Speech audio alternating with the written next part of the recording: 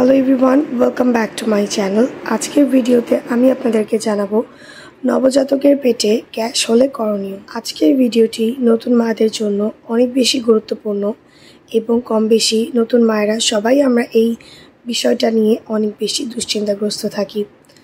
So আজকের ভিডিওটি দেখলে আপনারা জানতে পারবেন কিভাবে আপনারা খুব দ্রুত সময়ের মধ্যে এই সমস্যা থেকে মুক্তি পেতে পারেন। ভিডিওটি দেখার আগে চ্যানেলটিকে সাবস্ক্রাইব করে নিন অ্যান্ড পাশে থাকা নোটিফিকেশন বেল আইকনটিতে ক্লিক করে রাখুন পরবর্তী ভিডিওতে আরও ভালো ভালো টিপস পাওয়ার জন্য। আশা করছি ভিডিওটি আপনাদের জন্য অনেক বেশি হেল্পফুল হবে। সো ভিডিওটি শুরু করা যাক।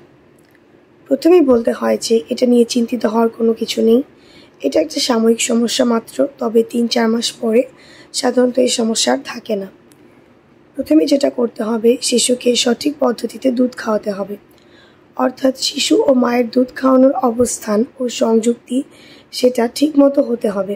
শিশুর মাথাটা একটু উঁচু রাখতে হবে। শিশুকে শুইয়ে দুধ না খাওয়ানোই ভালো, এতে পেটে বেশি বাতাস ঢুকে এ সমস্যা করতে পারে। শিশুকে সবসময় বুকের দুধ খাওয়ানোর চেষ্টা করতে হবে। বাজারের ফর্মুলা মিল্ক খাওয়ানো ঠিক নয়, কারণ ফর্মুলা মিল্কে সাধারণত কিছু উপাদান সংযুক্ত থাকে যা নবজাতকের গ্যাসে উদ্রেক করে। ফিডারে দুধ না খাওয়ানো ভালো, কারণ ফিডারের মাধ্যমে শিশুর পেটে সবচেয়ে বেশি বাতাস ঢোকে। দুধ খাওয়ার পরে শিশুকে সোজা করে কাঁধে নিয়ে 5 মিনিট হাত দিয়ে পিঠ চাপড় দেওয়া ভালো, অর্থাৎ ঠেকুর তোলানো, যেটাকে বলা হয় বার্পিং।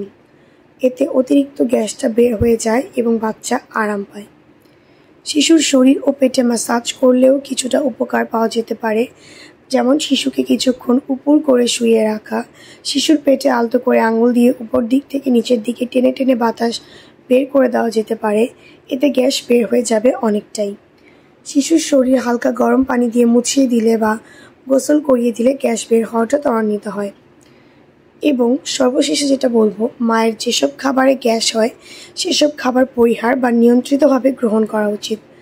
যেমন অতিরিক্ত শর্করা বা বাদাম বা ডাল জাতীয় খাবার, দুধ বা দুগ্ধ জাতীয় খাবার, অতিরিক্ত মশলাদার খাবার পরিহার করে চলা ভালো। এই ছিল আজকের ভিডিওটি ভালো লাগলে ভিডিওটি নতুন মায়েদের সাথে বেশি বেশি শেয়ার করবেন অ্যান্ড চ্যানেলটি সাবস্ক্রাইব করে পাশে থাকবেন। আজকে এই পর্যন্তই, ধন্যবাদ।